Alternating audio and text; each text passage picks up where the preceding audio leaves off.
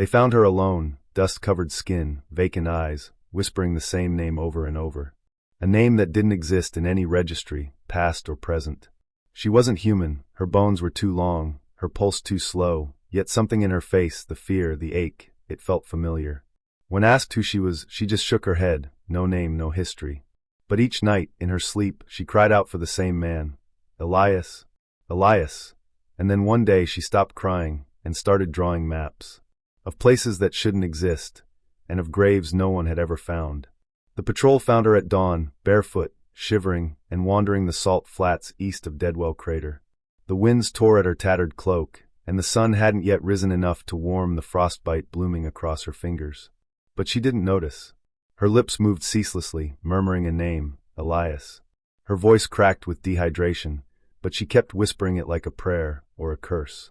Commander Hart dropped to one knee beside her, scanning her trembling frame. "You all right? What's your name?" he asked gently. No answer. "Where'd you come from? Are you hurt?"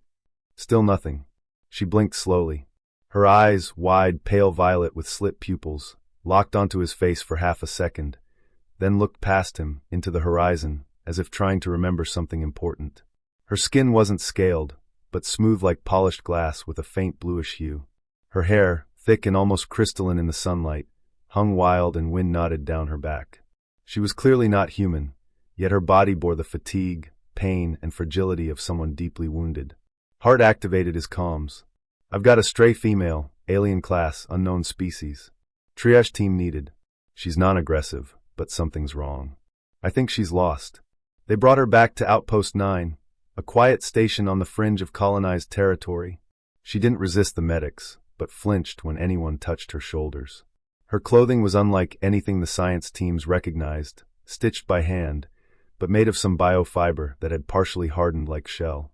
She kept muttering that name, Elias, in a whisper that grew fainter as the hours passed.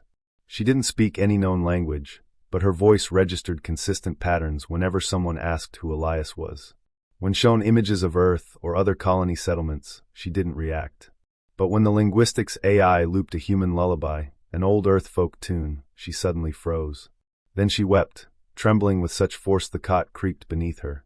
The tears were clear, human-like, but smelled faintly of iron and ozone. The scientists assumed trauma. Maybe she'd been in a crash, or escaped captivity. Maybe Elias was someone who saved her. But the medtechs found no implants, no ID tags, no biometric registry. She was a ghost, off the grid, off the map. Then, on her third night at the outpost, she started drawing. She used her fingers at first, dragging them across the steel wall of her cell in looping patterns. When they gave her paper and graphite, she filled sheets within minutes, maps, coordinates, topography. One location kept reappearing, over and over, from different angles, an empty patch of land listed as uninhabitable wasteland. Dr. Havers, the linguist, leaned over the table. "You keep drawing this. Is that where Elias is?" The girl looked up, finally meeting his gaze. Her lips parted. "He died there," she whispered, voice barely audible. Everyone in the room froze. You understand us now?" Havers asked. She blinked slowly, then shook her head. "No, just remembered." She clutched her head, then winced, pain blooming behind her temples. Her breathing grew erratic, and the medics rushed in. But she didn't scream. She only whispered again, "Elias, you said you'd wait." In the observation room, Hart watched the feed with narrowed eyes.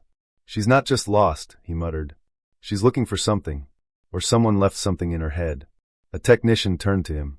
"Coordinates she keeps sketching? They match nothing. No outposts, no battles, no colonies." Hart's jaw tightened. Then what the hell is she remembering? From her sealed room, the girl stared out the window at the cold horizon, hands pressed to the glass as if reaching toward a place only she could see. A place that didn't officially exist, and yet, somewhere out there, waited for her return. They called in a deep retrieval empath from the Human Diplomatic Corps, an older man with battlefield scars etched along his jaw and a cybernetic eye that flickered with a dim blue light. He didn't speak as he sat across from the trembling alien girl, just watched, until she looked up and flinched. His voice came out low, familiar, like a hum echoing across lifetimes. She stared at him, lips parting, eyes widening. "Thorn," she whispered again, no longer a mindless echo, but a memory tearing its way free. He froze. That name. He hadn't used it since the siege of Rhinoc Crater, when he'd been deployed with a shadow unit across enemy lines. They'd captured an enemy child, no, not captured, rescued. A little alien girl trembling inside a burning tunnel. She had been wrapped in synthetic thermal foil, covered in ash and blood, but clutched to his chest like something fragile, someone worth saving. He hadn't thought she'd survived the evac. Not after the orbital strike. Not after the blackout. His real name hadn't mattered then. All she'd known was the sound he made, Thorn, as he bled and carried her through fire. "I remember you," she said, voice cracking. "You sang to keep me quiet, under the rubble." His throat tightened. She had been just a child then. Now grown, altered by time and war. Yet her eyes, they were the same. "You said I was real. That I wasn't a monster." Her voice trembled. "But the others, they said I was a weapon." And the truth came in like thunder. Her people had turned on their own children. She was bred for survival, made to adapt, and after the war ended, survivors like her were deemed unstable, reminders of a shameful surrender. They'd stripped her name, her past, her right to exist, and cast her into the wastes to die forgotten. But her mind, fractured as it was, had clung to the one tether that mattered, a human voice that called her precious when even her own had not. She'd wandered endless ruins, whispering a name not hers, but his. "Thorn." He reached out, slowly, hand open. "You were never a monster." She didn't cry, just leaned forward and rested her forehead against his hand, like a ghost finally waking from a long, cold dream. She sat with her legs tucked under her, hands folded tightly in her lap, eyes flicking toward him every few seconds like she still didn't quite believe he was real. He didn't push. He just stayed, silent, present, offering no orders, no demands. Only quiet company, the kind only a human could give when words weren't enough. "I tried to find you," she said eventually, her voice soft, unsteady. "After the fires. I kept searching. But they said you were dead. The humans pulled out. And I was left behind." His jaw clenched, shame burning hot in his gut. "They pulled us too fast," he muttered. "The orders were clear. No recoveries. They said the structure collapsed. No survivors. I was buried," she whispered. 3 days. Alone. I thought you'd stopped singing because you gave up on me." His throat closed.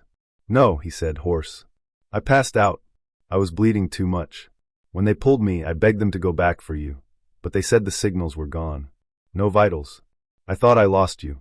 She nodded slowly, her fingers tightening. "I wasn't a soldier. Not really. Just a child with genes they didn't want to admit they'd made. When the war ended, they threw us out. I wandered. Hid. I thought, if I could find you, maybe you'd remember me. Maybe you'd call me real again." Tears welled in her eyes, but they didn't fall. "Not yet. They told me I was nothing but parts. A tool. A thing made for killing. But you looked at me like I mattered. Just once. And I've chased that look ever since." He reached into his jacket pocket, pulled out a worn, scorched patch of synthetic cloth. The same emergency wrap he'd used to cover her all those years ago. He had kept it, folded neatly, blood-stained and torn, a relic of a promise he never stopped carrying. "I kept this," he said, voice low, "because it reminded me that something good came out of that nightmare. I thought I failed you. I thought I left you behind." She stared at the wrap, eyes wide. "You didn't," she whispered. "You were the only part of that world that didn't treat me like a weapon. You sang me a name. A song. Something kind." He nodded slowly, reaching for her hand. This time, she didn't flinch. Her fingers, rough, calloused, uncertain, curled around his. "You're safe now," he said.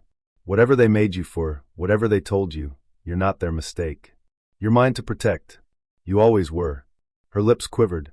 A tear slipped down her cheek. Then another. She let out a shaky breath, not quite a sob, but something close. And for the first time in years, perhaps the first time ever, she allowed herself to believe the war was truly over.